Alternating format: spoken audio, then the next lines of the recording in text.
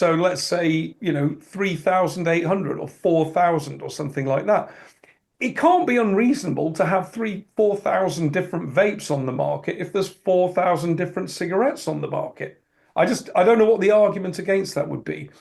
So imagine going back into FDA and saying, come back with a regulatory scheme that is capable of passing 4,000 products, that costs under 500,000 per product application and roughly in line with what you said it would in the regulatory impact assessment, and a process that takes 180 days or less, like it says in the law.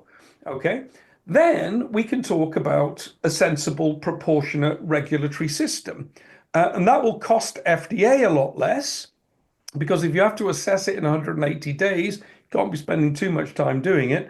It will cost the vendors much less, and it will ultimately cost the consumers much less.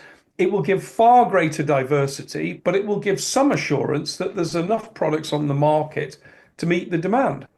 So the one other thing that's insane about the system that they have at the moment, which they are incredibly proud of, and I've heard Brian King and the chief scientist and all that telling us how great this is.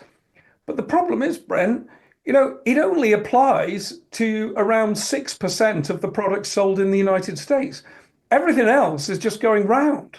It's just going, yeah, whatever. We're not bothered about the FDA.